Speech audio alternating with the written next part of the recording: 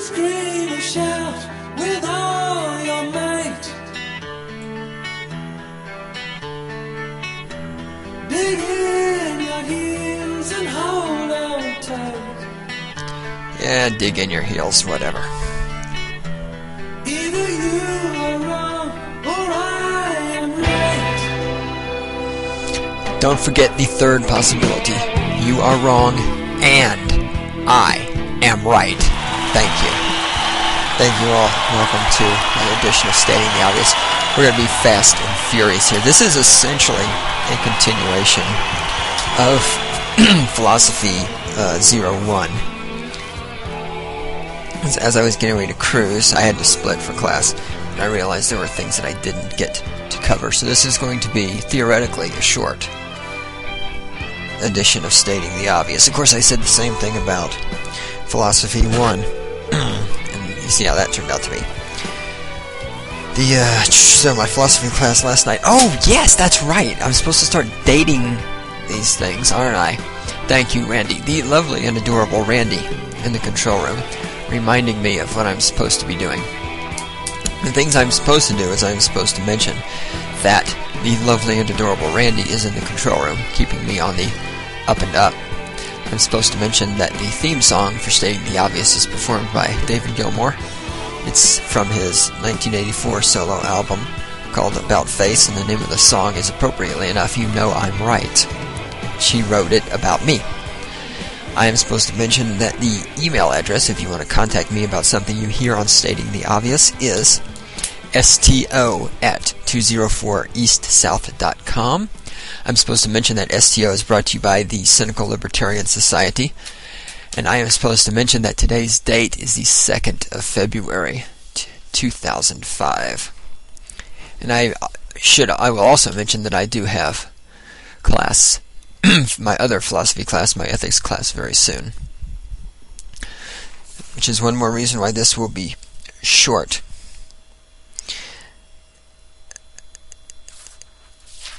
As we pick up, as we go through the whole philosophy thingy, and of course I know what's coming in the ethics classes and everything else. Yeah, last night at my intro to ethics class, the teaching assistant, why can't I remember this guy's name? Chad? Is it Chad? Am I confused? No, I'm flipping through my notes here real fast because I'm trying to find. Yes, Chad. He mentioned that he is not a fan of Ayn Rand. So I'm like, okay, that'll be fun. Because I certainly don't agree with everything Ayn Rand ever wrote, but when it comes essentially to ethical egoism, I have a lot of praise for that concept. I think this is another one of those ethical concepts that maybe it's not perfect, but like the things that Nietzsche wrote, but things that Rand wrote may not be perfect. There may be some flaws, but unlike these other concepts, she accurately describes what actually happens.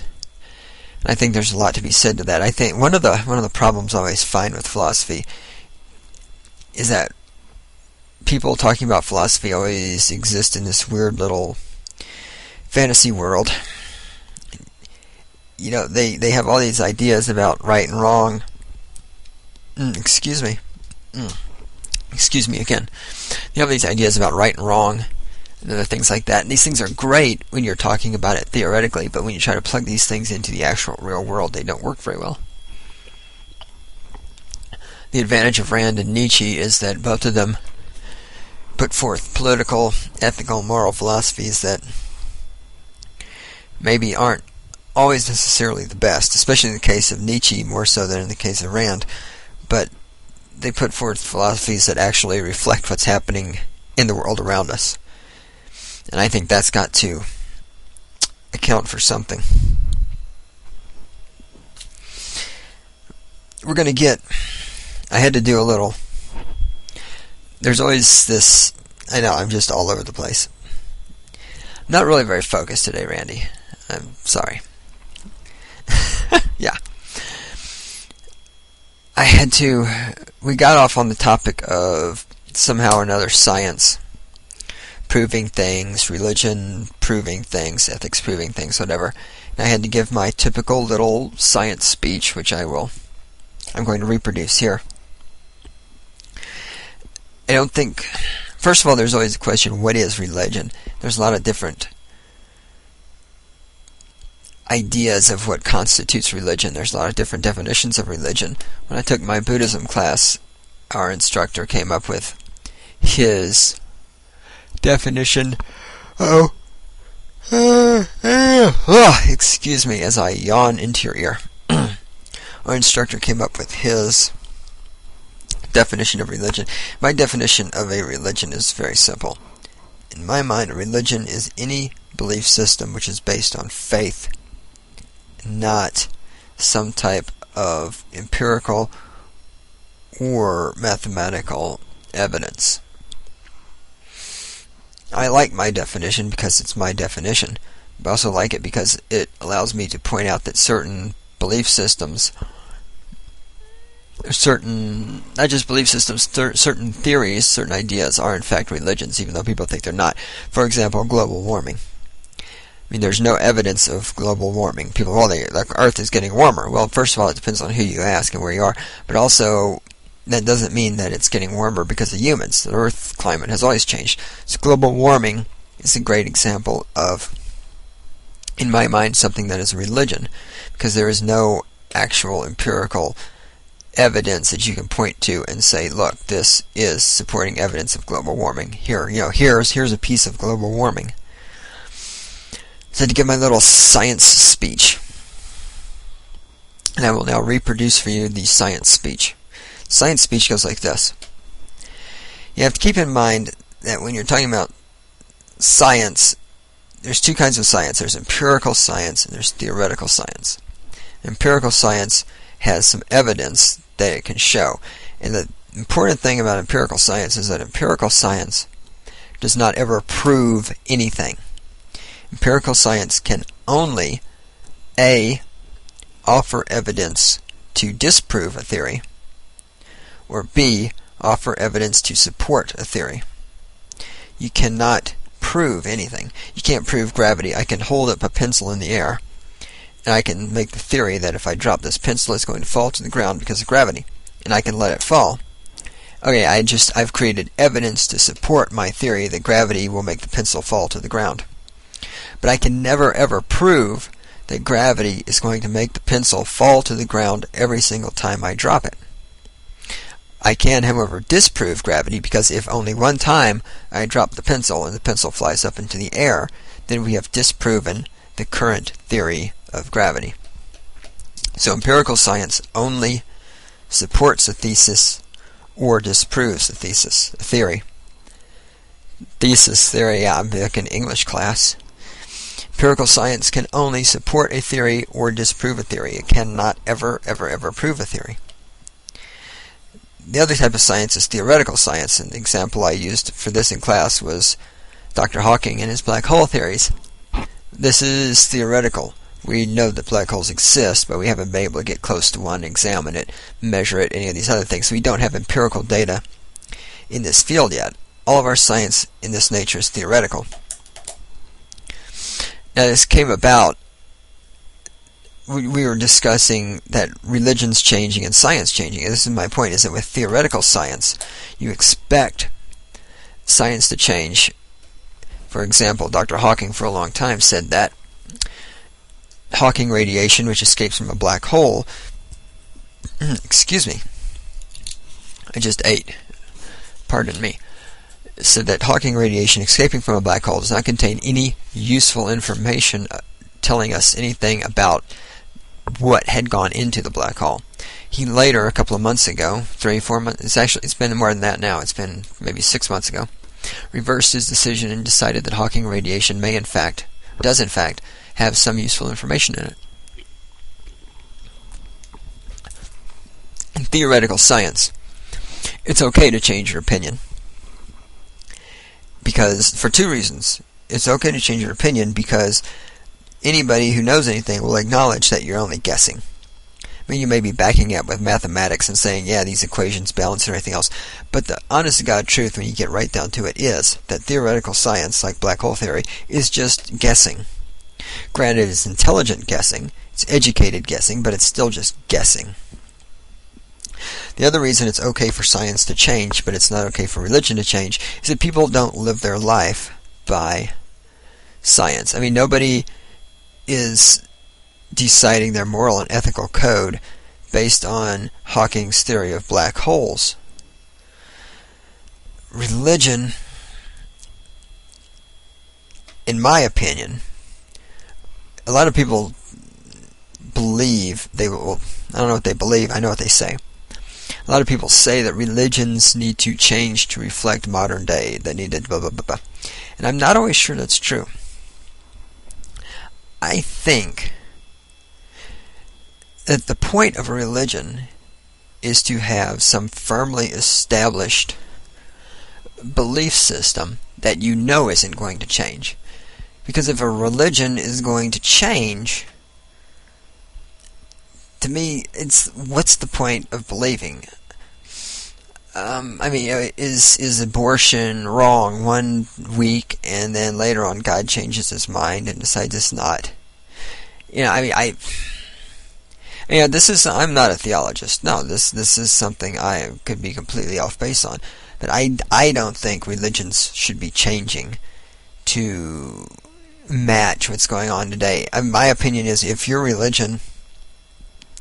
sitting here and you're looking at your religion and saying, my religion doesn't fulfill my needs, it doesn't do what I want it to do, I think there's a couple options here. You could, number one, look at, are you just a selfish asshole, stupid person?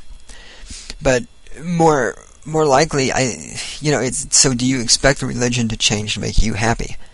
If the religion isn't doing what you want the religion to do, I don't think the religion should change for the individuals.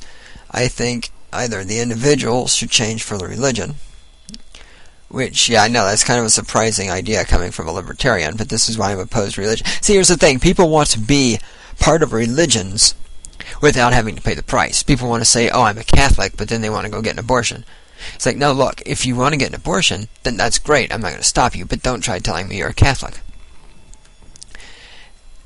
So my attitude here is, if your religion is not doing what you want your religion to do for you, don't expect the religion, the belief system, and everybody involved in it to be changing to make you happy. You need to simply dissociate yourself from that religion, and if you feel strongly enough about it, go found your own religion. I mean, it's certainly been done before. Now, my understanding is, and again, here we go, I am definitely not a theologist, so I could be way, way off base. The only religion I know of for a fact that was founded by somebody who was dissatisfied was Satanism, founded by Anton LaVey. But I'm under the impression that Mormonism was founded by people who are dissatisfied with religion. I'm under the impression that Martin Luther founded, and I'm going to show my ignorance because I'm trying to think very quickly. What religion did Martin Luther found? I don't know. Randy, Jesus, Randy, you're supposed to know. You're a fucking Republican. You go to church. What? Well, some help you are. Yes, you're in big trouble. But my understanding is Martin Luther went off and founded himself a religion because he was dissatisfied. So it's not like it's unheard of. That is my solution to the question of, well, I'm dissatisfied with my religion. Shouldn't my religion change to make me happy? I don't think it should.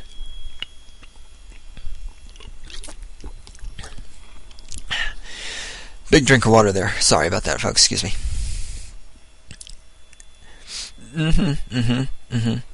Yeah, well, right. And, Well, and right, like I say, I'm coming at this from the perspective of somebody who is not a religious person. But I believe if you're going to be a religious person, you need to follow the tenets of your religion. You can't expect the religion to be kissing your butt. What else did I have left over from last time that I thought I wanted to cover? Because see, that's the big question here. did I get all of this? Oh, I was talking about the Eskimos killing their children. This came up again in class yesterday. I'll go ahead and cover this now because it does tie in with Philosophy 1. And there's a girl in the class who says she's from Alaska and she, took classes about this stuff and everything, blah, blah, blah. And we talked about it. And after class, I went up and asked her, how did they kill their children? Did they actively kill them, like strangling them, or did they passively kill them by... Oh, I need to talk about that.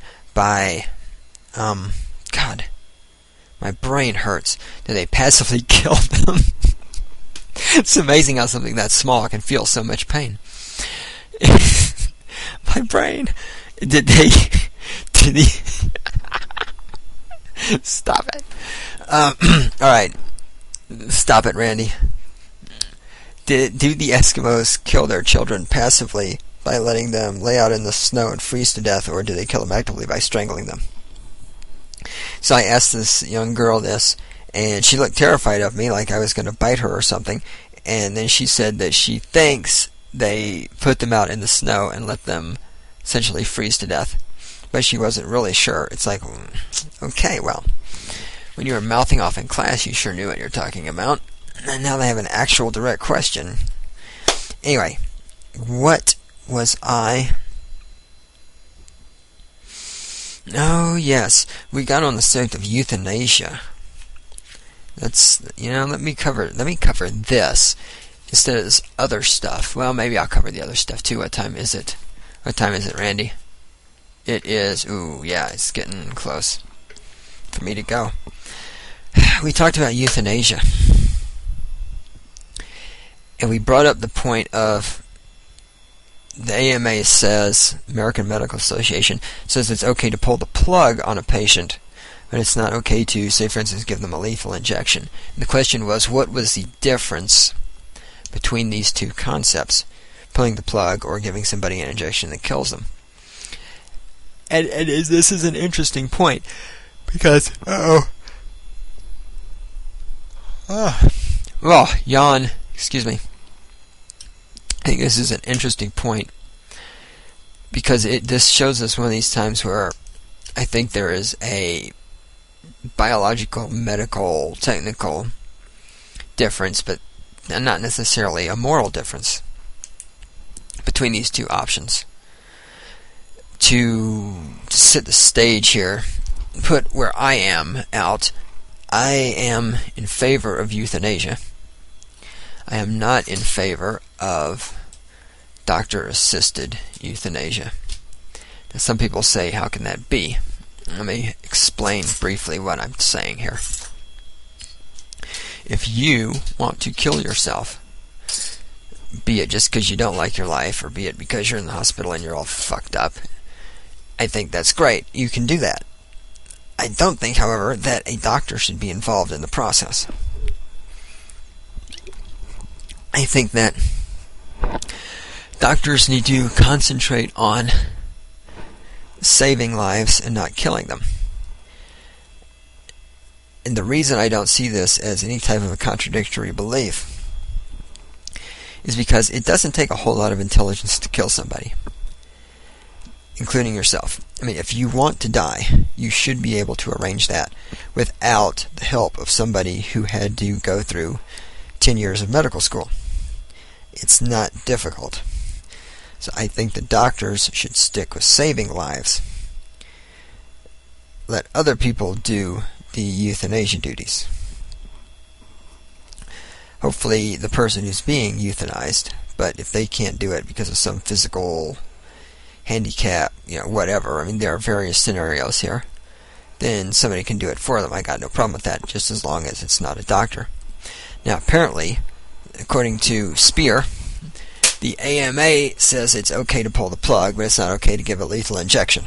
His question, oh, good, excuse me.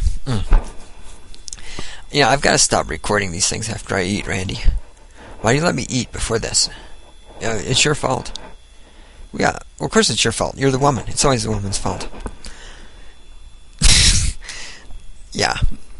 We need a mute button on this thing. Where was I? Spear AM, yes, thank you.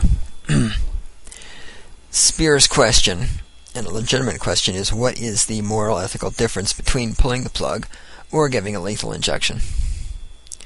And morally, ethically, I'm not sure yet that there is a difference. I'm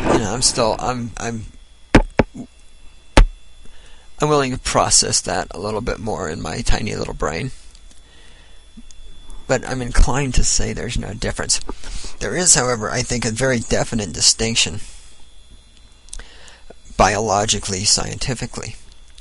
I think the distinction here is that when you are pulling the plug on somebody, they are dying because their body is not capable of sustaining itself without outside help. When you're giving somebody a lethal injection, it's safe. I think it's generally safe to make the assumption I'm about to make here. If you're giving somebody a lethal injection, that means that their body is sustaining itself. Otherwise, why would you need to give them a lethal injection for them to die? And so the difference there is that with a lethal injection, you are introducing something into the body which is going to cause the body to stop functioning. So again, emphasize, pulling the plug means a body is dying because it is not capable of sustaining itself. With a lethal injection, a body is dying because something has been introduced into the body which causes it to die. Now, I think that medically, that biologically, those are two very distinct and different. What's the word I'm looking for, Randy? You're supposed to be wording me. They're two very different and distinctly different ideas. This takes us back to the ethics of the thing. Ethically, is there a difference between pulling the plug? And because this brings us to the passive. We can say, well, when lethal injection is active, pulling the plug is passive. And an example that was brought up is you're walking along by the beach and you see somebody out in the water. Oh, yawn. But this is not looking good. I have a class till 10 o'clock tonight. I am going to be in trouble. I am going to make coffee before I go. I'm going to make a big cup. You're walking along the beach and you see somebody in the water and they're drowning, and you simply keep on walking by. One could say that you allowed that person to drown. You did not take any action. This is a passive stance, but you still allowed that person to drown. So we're looking at the AMA thing from that standpoint. Is there a difference between actively doing something and passively not doing something, even if they come to the same end result? So there's something to think about. Yeah.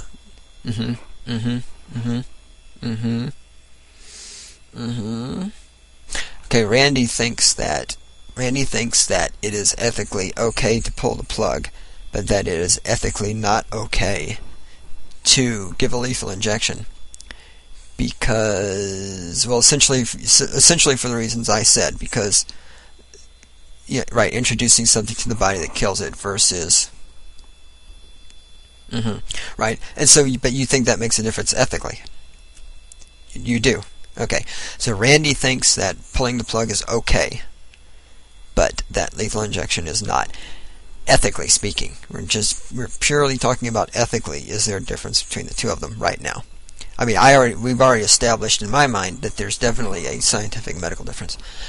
So that's something to think about. I haven't decided myself yet. I'll maybe think about it a little more. And as I glance back at my notes here, I wrote this in my notes as deliberately doing nothing versus deliberately doing something. So think about it. You can think about it in that set of terms.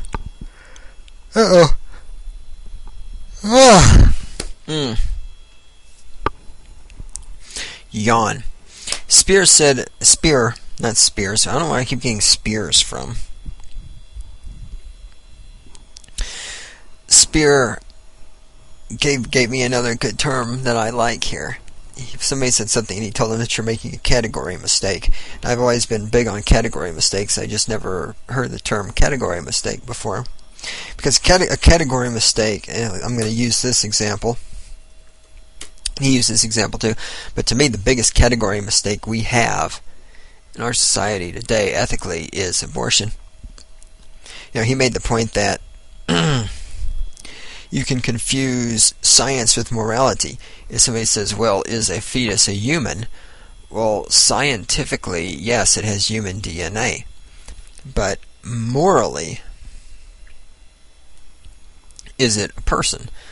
And this is something that I think is a big problem with the whole abortion fiasco. And I don't even necessarily mean ethically and morally, but I mean politically and legally. There's definitely a category mistake here. A fetus is definitely a living thing. When you get an abortion, you're killing something that's alive. So you can't say that abortion isn't killing. Abortion is clearly killing. That's the scientific category. The moral category is, of course, when you get an abortion, are you killing a human being? That's where we start having problems.